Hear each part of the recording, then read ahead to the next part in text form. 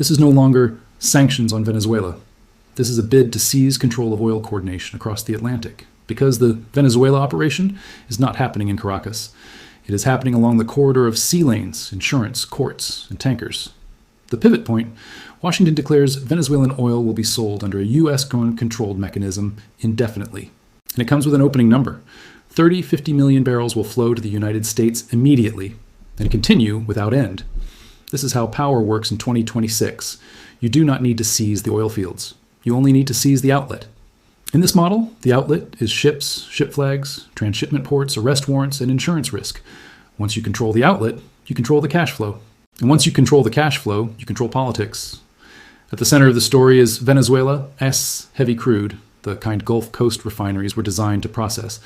Technically, it is an industrial advantage. Cokers, corrosion-resistant steel, and a heavy sour configuration.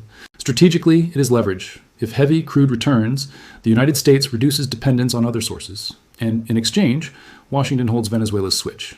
Trump says, take control outright, then lays out a plan to refine and sell volumes trapped under a blockade. Energy Secretary Chris Wright says the goal is to get oil flowing again, route money into accounts controlled by the United States, and clear a path for U.S. companies to enter. But if this were only about buying oil, the story would not have exploded. What made the Atlantic shake was the pursuit and seizure of oil tankers. The United States seizes a tanker that had changed its name and flag to Russia, and the action happens near Iceland. It is described as a rare case of the United States seizing a Russian-flagged vessel in recent memory. There is even a strategic detail. The tanker is said to have been shadowed by a Russian submarine while U.S. forces pursued it. Meaning, the Venezuela story has touched the U.S.-Russia fault line in the middle of the Atlantic. This is the Atlantic power shift. Power is not only in straits or the Middle East, it sits on the shipping lanes of the North Atlantic. When Washington brings coercion into the open sea, the message to the market is simple. Do not think a flag change gets you out. A Russian senator calls it blatant piracy, and Russia demands guarantees for the rights of Russian sailors. The U.S. Attorney General warns of criminal prosecution if Coast Guard orders are not followed.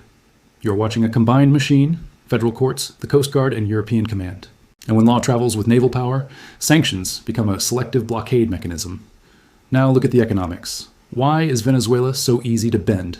Because Venezuela is a one-breath economy. Oil. At its peak, Venezuela produced up to 3.5 million barrels per day in the 1970s. But after decades of decline, output is now around roughly 1.1 million barrels per day, as cited in recent reporting. When pressure tightens, exports at times fall to around roughly 500,000 barrels per day, based on vessel tracking and early estimates. That is why the outlet matters more than the field. Squeeze the outlet for a few weeks, and the budget starts choking. Before this operation surged, where did most Venezuelan oil go? To China, routed through intermediaries and transshipment points. In some months, the share heading to China reached roughly 90% of total cargoes. In November 2025 alone, exports were 952,000 barrels per day, of which 778,000 barrels per day went to China. So when Washington says this oil would have gone to China, it is describing the geoeconomic reality. And here is the sensitive part. If the crude is redirected, China does not only lose supply, it loses political leverage in the Western Hemisphere. Next question. What does Venezuela get in return for accepting a U.S.-controlled mechanism? The U.S. side says money will flow into a trust structure overseen by the United States, used to purchase U.S. goods sent into Venezuela. This is aid via locked revenue. The seller never touches the cash. The buyer decides where the money goes. It resembles a giant escrow account, except it is tied to sovereignty. That is why it triggers immediate geopolitical reaction, especially from Beijing. When an extra-regional power controls the oil cash flow of a South American country, it is a redefinition of spheres of influence across the Atlantic. Now, look at business. Why does Chevron become a critical link? Chevron is the last major U.S. oil company still operating in Venezuela under a special license, but that license was tightened. Exports fell from about 250,000 barrels per day to roughly 100,000 barrels per day in December. Now Chevron negotiates to expand the license, even to sell to third parties. Washington wants Valero, Exxon, and Conoco back at the table, partly for refining capacity and historical assets. If that happens, Venezuela is not merely selling oil. Venezuela is being plugged back into an energy value chain routed by the United States. But the operation is not only about oil, it is about debt. PDVSA AES foreign oil sales revenue in 2024 is reported at about $17.52 billion based on documents seen by the press. Meanwhile, Venezuela and PDVSA remain suspended under a long-running mass of international debt and litigation. Common estimates place defaulted bonds at about $60 billion in face value, with total external debt possibly around $150 to $170 billion depending on methodology. So when control over oil shifts hands, the market immediately thinks of one thing: debt restructuring. That is why control of the outlet is also control of the negotiating table with creditors. Next is China, a key node in the Atlantic shift. Data indicates Venezuela received enormous capital from China over many years, largely structured as oil for debt. A commonly cited figure is more than $62 billion in loans since 2007, with $13 to $20 billion still unpaid depending on estimates, meaning Venezuelan oil is not just a commodity. It is a geopolitical collateral asset in the Caracas-Beijing relationship. When Washington reroutes the pipeline, Beijing loses part of that collateral and must recalibrate its influence in Latin America. That is why China-AS reaction is not only diplomatic, it is the defense of a 2-decade oil debt financial structure.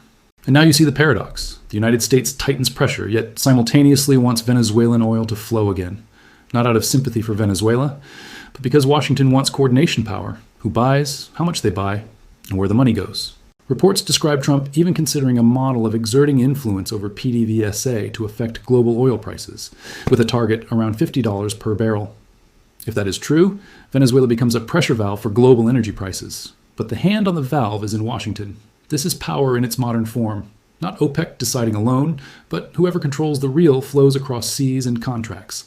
And when tankers are seized near Iceland, it signals that the United States is willing to project that power all the way into the North Atlantic. Now place Venezuela on the wider Atlantic map. Who is rising? Guyana, a small country, is becoming a new Atlantic oil pole thanks to offshore discoveries. At the same moment, Venezuela is entangled in the Essequibo dispute, a security fracture right at the gateway to offshore oil.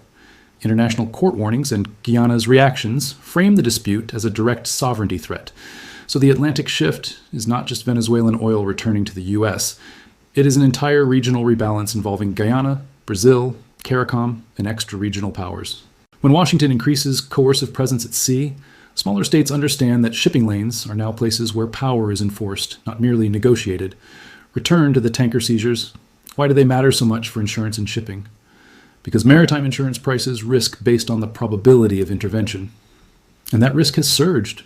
A tanker can change its name, change its flag, repaint its hull, and still be chased down and seized. The market absorbs the lesson immediately.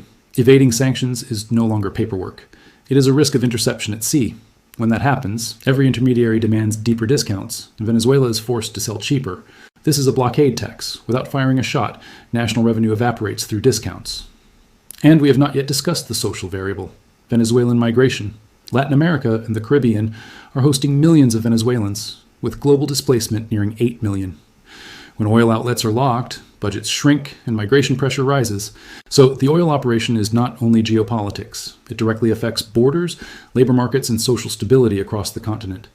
This makes the operation multi-layered: oil, debt, migration, and maritime security. Now ask the hard question: what does the United States gain immediately? First, access to heavy crude suited to Gulf Coast refineries.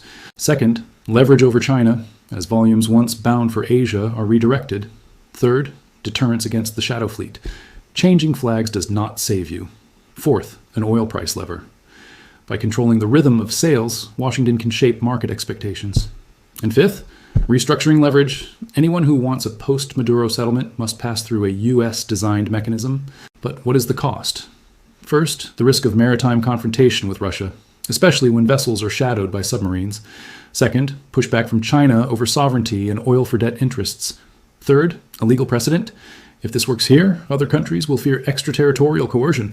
Fourth, the sheer scale of reinvestment needed to rebuild Venezuela's oil sector, often estimated in the hundreds of billions. And fifth, legitimacy. Is oil control exercised for Venezuelans or for U.S. interests?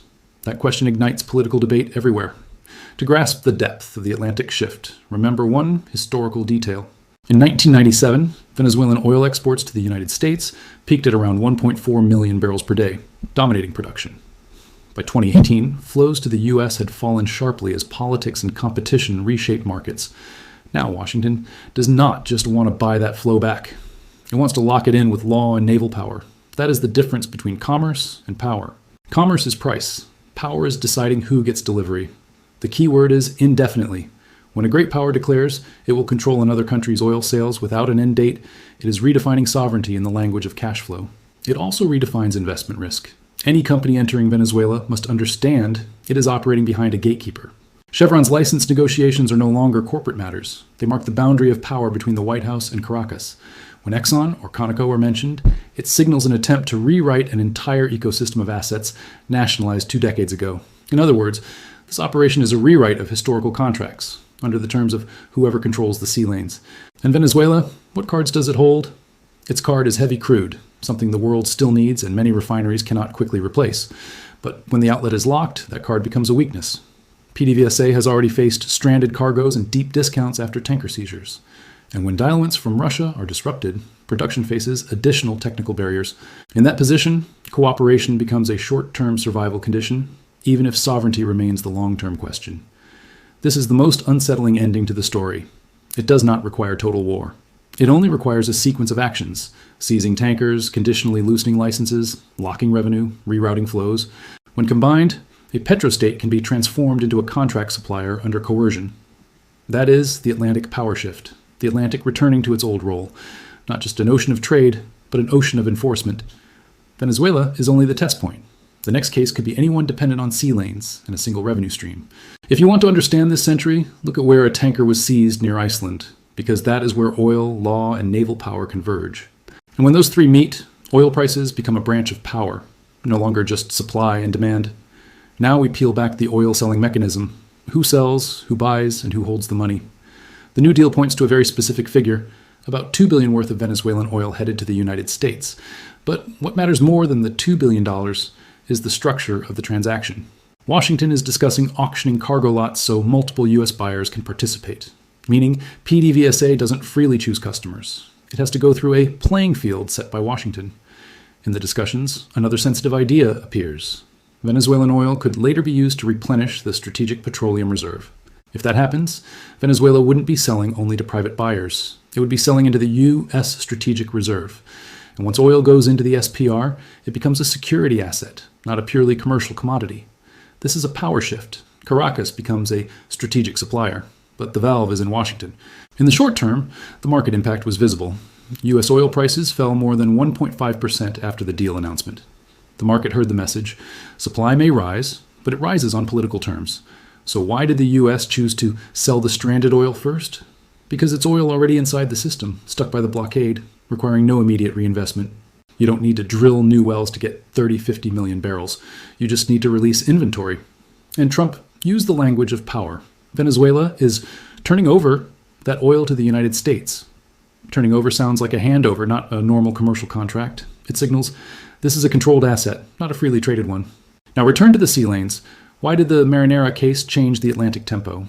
Because it showed the U.S. was willing to pursue a tanker for 2 continuous weeks, from the Caribbean across the Atlantic. That's a very high enforcement cost, and once Washington pays it, the market reads this as a long campaign. The vessel was named Marinera, previously Bella 1, after painting a Russian flag on the hull. This is identity switching mid-voyage, changing name, changing flag, creating a legal gray zone. But reality just proved the gray zone doesn't save you when the other side treats you as a strategic target. And one detail pulled allies in. The United Kingdom supported the ship seizure operation. London described it as pre-planned operational support. RAF surveillance, support vessels, and allied coordination. What does that tell you? The Venezuela operation is no longer purely a U.S.-Venezuela story. It becomes a test for the Atlantic bloc. Will allies stand with Washington in maritime coercion or not? Once the UK joins, the message to shipping is clear. The risk isn't confined to the Caribbean, it reaches into the North Atlantic. And when that risk spreads, marine insurance and trade finance start repricing the entire route. Russia responds with the classic keyword, piracy. Moscow invokes the law of the sea, arguing you cannot use force against a legally registered ship on international waters. Washington, meanwhile, emphasizes a chain of factors. Warrants, a history of sanctions evasion, and threats to regional security. In games like this, the dispute isn't only about right versus wrong. It's about who can enforce first. This is global customs power, turning law into leverage by proving you can coerce. And when coercion happens near Iceland, it marks a milestone. The axis of enforcement has shifted north. Now connect it to December. Why does the Skipper case matter? Because Skipper is proof of real cargo seized. roughly 1.8 to 1.85 million barrels of heavy Miri crude on board. Satellite data also showed Skipper had previously transferred around 200,000 barrels near Curacao to another vessel bound for Cuba. In other words, sanctions evasion operates as a network, splitting cargo, transshipping, switching ships. When the U.S. blocks one link, it doesn't just take the oil, it disrupts the intermediary system. And once intermediaries are disrupted, discounts deepen, and Venezuela gets squeezed harder on price. So who benefits from Venezuela being forced into deeper discounts? The end buyer benefits, especially whoever holds the licensing power, because they can decide who gets to buy. Chevron becomes a rare legal pipeline because there's still a mechanism allowing some exports to the United States. At times, Chevron exported around 100,000 to 150,000 barrels per day. When tightened, it dropped to around 100,000. When you are the only legal channel, you are not just a company, you are a policy instrument. That's why every license negotiation becomes geopolitical bargaining, not normal commerce. Now, put on the table an argument many people miss. The U.S. is rebuilding its Gulf Coast refining leverage. Gulf Coast refineries are optimized for heavy crude, and heavy crude supply is not always abundant globally. If Washington pulls Venezuelan barrels back, it doesn't just add supply, it increases flexibility against shocks elsewhere. At the same time, it weakens China's ability to use Venezuelan oil as a backup tank during supply stress. That's why the deal is described as redirecting flows from China to the United States. And once the flow changes direction, the energy sphere of influence in the Western Hemisphere changes hands.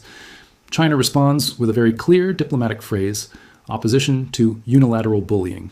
Beijing does not publicly promise to rescue Venezuela with naval escorts or military support, but it signals that ship seizures and blockades violate international law and commercial norms. The key point is this: even if China doesn't intervene at sea, it can still intervene at the finance and contract layer. For example, buying through different intermediaries, changing payment terms, or opening routes that are harder to track. But the Marinera case shows the U.S. is aiming directly at the shadow fleet layer, ships that change names, change flags, and spoof signals. And here's the core. The U.S. doesn't need to stop every tanker. It only needs a few seizures that are expensive enough to make the whole market raise its fear level. When risk rises, brokers demand higher fees, insurers tighten terms, and banks reduce trade financing. The result? Oil can still flow, but at steep discounts, and those discounts become a tax of power. That tax doesn't go into Venezuela's budget. It goes into intermediaries' pockets, and the risk costs the seller must absorb. And for a country that lives on oil, a tax like that is enough to shake domestic politics. Now widen the Atlantic picture. Guyana, Essequibo, and escalation risk. The Essequibo dispute turns every offshore project into a security risk asset, not just a technical risk asset. When a new oil frontier faces a border dispute, major powers compete to define maritime security. And the U.S. is effectively saying maritime security in the Western Hemisphere includes stopping sanctioned vessels moving in and out of Venezuela. That forces smaller states into a choice: absolute freedom of navigation or Washington's sanctions regime. That choice is the power shift. Power is no longer in declarations, but in who can force others to choose. Now return to Venezuela operation and the economic question. What does Venezuela need most? Venezuela needs cash flow, diluents, to handle heavy crude and spare parts to keep production running. When the blockade chokes the outlet, everything from spare parts to diluents becomes harder, pricier, and easier to block. So the U.S. can use an old tactic, open a small door, then set conditions on who can pass through. That small door is a limited license, limited cargoes, and limited auctions. And when politics shift, the door can open wider, but the key stays in Washington. Now we hit the debt and litigation layer, the part that decides the post-crisis future. When oil revenue is locked inside a U.S.-controlled mechanism, it becomes a pool of money that can be allocated for rebuilding or debt repayment. To creditors, that looks like a promise. Finally, someone powerful enough to force oil revenues into transparency. To Venezuela, it's a sovereignty risk. You sell the oil, but you don't fully control where the money goes. That is why every oil arrangement now functions like a post-war and a Bunduar deal, even without a formal war. It is the restructuring of a country by restructuring its cash flow, power in its operational form. Now connect everything into a three-layer map. Layer 1, the commodity, heavy crude, inventory, an initial 30-50 million barrels to kickstart flow. Layer 2, the enforcement infrastructure, warrants, a 2-week pursuit, a seizure near Iceland, and British support. Layer 3, finance and geopolitics, revenue held in escrow-like structures, auctions, possible SPR use, and messaging aimed at China.